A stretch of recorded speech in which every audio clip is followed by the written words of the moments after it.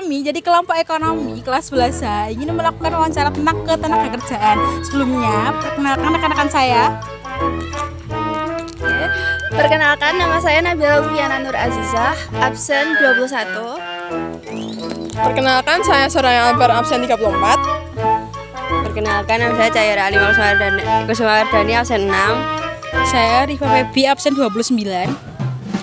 Saya Devina Siterawati, absen 9. Saya Lufia Wening, absen 18. Nah, apa sih ketenagakerjaan itu? Ketenagakerjaan adalah setiap orang yang mampu melakukan pekerjaan yang menghasilkan barang atau jasa guna untuk memenuhi kebutuhan hidupnya sendiri maupun kebutuhan hidup masyarakat. Selamat menyaksikan. Perkenalkan, di sini saya dan rekan saya akan mewawancarai Ibu siapa Bu? Ibu Eni. Baik, langsung saja.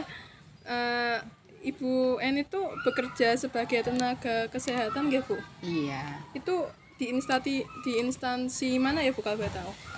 Departemen Kesehatan di Puskesmas Nyiwiring. Oh, di Nyiwiring. Ya, Sudah berapa lama Bu bekerja di situ? 19 tahun. Lama banget ya Bu ya. Itu udah selama itu kenapa sih Ibu memilih untuk menjadi tenaga kesehatan di situ gitu? Ya, sudah menekuni, ya sudah dengan sendirinya kan sudah cinta sama pekerjaannya. Bisanya kan ya itu, masalahnya kan basicnya kan bisanya itu tok. Oh, sudah suka sama pekerjaannya itu ya? Sudah sekian lama kan sudah mendarah daging. Sudah belahan gitu ya, belahan hati gitu ya. Pernah nggak sih Bu kayak terpikirkan ganti profesi apa gimana gitu, atau ganti ke instansi lain gitu? Enggak pernah. Udah tetap di situ di Iya, itu ya? iya. Kalau gitu izin bertanya, untuk penghasilannya sendiri tuh berapa Bu setiap bulannya gitu? Setiap bulannya nominalnya aja ya, Iya. ya 2 lebih lah, 2 sampai 3 Itu tiap bulan, tiap apa gitu? tiap bulan. Dulu sebelum Ibu jadi tenaga kesehatan tuh Ibu belajarnya di mana dulu? Sekolahnya? Iya, sekolahnya. Di SMA Analis Kesehatan. Terus lanjut ke kuliah? Enggak kuliah, terus langsung kerja di swasta, terus itu dapat di Puskesmas Nyiwiring. Oh iya. Boleh ceritakan nggak sih Bu kayak pengalaman Ibu dulu tuh selama bekerja di situ selama 19 tahun ya? Ya, maksudnya pengalaman yang apa? Pengalaman kayak ya sedikit cerita di situ. Iya, banyak suka dukanya. Untuk wilayah Nyiwiring kan itu desa ya, pedesaan. Jadi untuk kesadaran periksa laborat itu kan dulunya rendah. Tapi untuk akhir-akhir ini sudah ada kesadaran untuk periksa laborat. Jadi nggak takut. Dulu pertama kan pada takut kalau diperiksa darahnya, kalau sekarang kan enggak. Ya, untuk anak-anak kan juga sulit kan ambil darahnya kan. Iya sih ya, karena takut. Ya, Sekarang kan kesadaran sendiri sih periksa laborat, periksa darah. kesadaran tiap orang gitu ya. Iya. Oke, ya mungkin hanya sekian Ibu Eni. Iya. Terima kasih udah membantu dalam menjawab. Iya, semoga bermanfaat.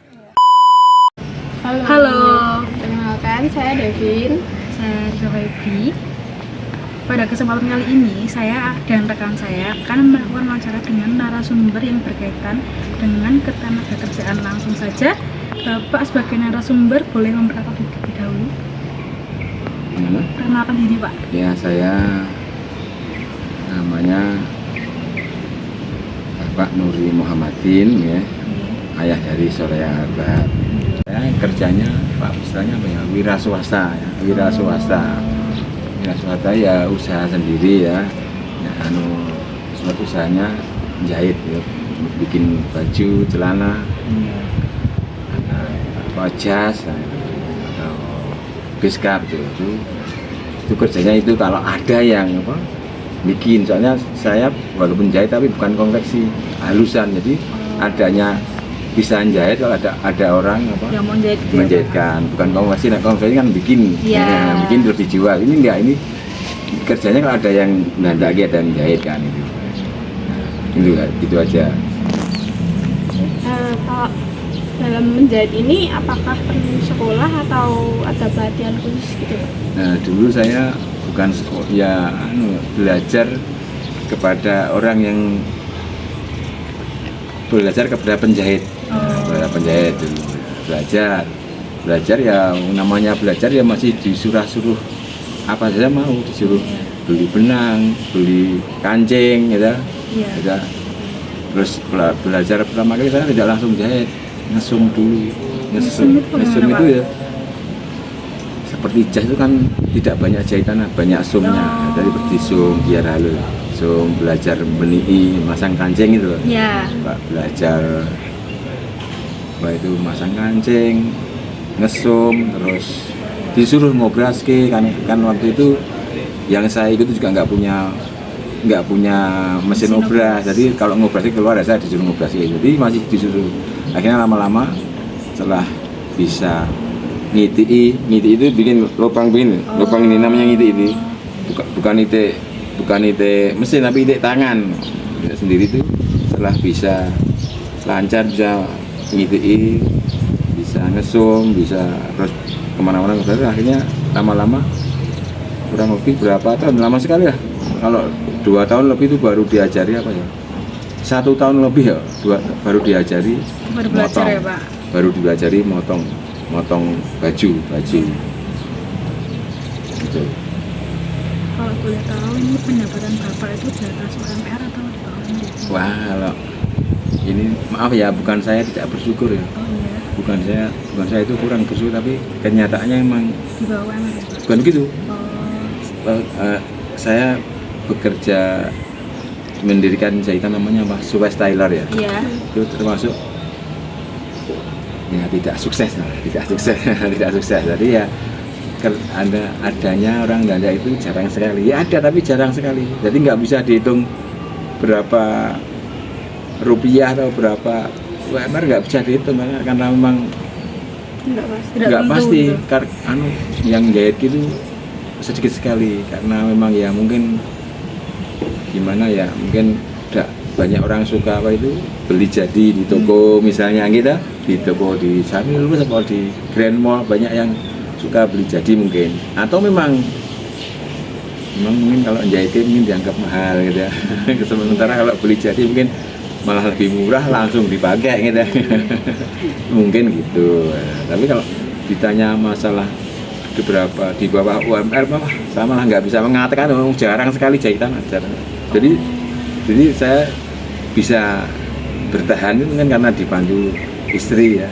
Istri kan juga kerja di Al-Islam itu jadi karyawan, jadi ya saling mendukung, suami istri mendukung. Bukan saya malu nih, suami kok tidak apa itu, tidak punya power itu, saya malu sebenarnya. Tapi ya kenyataannya gitu, saya sudah berusaha ya, sudah bikin nama Suez Tailor. Tapi ya ada yang jahit tapi jarang sekali. Tapi itu saya nggak apa-apa. Saya tetap bersyukur terus ya. Ya masih ada, ini juga ada, tapi cuma satu. Cuma satu jahitan nih. Padahal sudah 1 bulan lebih baru ada 1 jahitan gitu. Gimana? Lo mau mengatakan gimana? Di bawah UMR jelas ya, tapi kan nggak usah nggak usah dijawab. Malu aku. Iya. Jadi ini Bapak nih menjalani profesi sebagai penjahit itu sudah berapa lama totalnya sampai sekarang? Kalau sejak pertama kali belajar ya mulai apa tuh tadi, belajar ngiti, ngesum, masang benik, terus ngobrol itu sekitar tahun 83 itu, 1983 itu belajar ngesum, ikut orang itu ya. Iya. Ngenger, kalau bahasa Jawa ini ngenger ikut orang. Terus lama-lama diajari bikin baju, bikin celana lama-lama gitu. Udah 1983 sampai sekarang berapa tahun? Nggak bisa ngitung ya. Berapa tahun ya? Apa, 40 tahun lebih? Iya, lebih Pak. Lebih ya. Tapi ya alhamdulillah ya tetap memang 1-2 ada orang ada ya barokahnya karena ditunjang istri ya, dia juga kerja di Islam istilahnya ya semuanya itu aja. Masalah lamanya ya sudah 1983 sejak itu loh, itu sejak mulai belajar, tapi mendirikan Sungai Stalor di sini belum lama, maksudnya sejak 2003 kalau ini. Berarti kalau mendirikan Sungai Stalor ini ya berarti 23 tahun ya. Ya 23 tahun. Kalau mulai pertama kali belajar rumah ya 40 tahun lebih.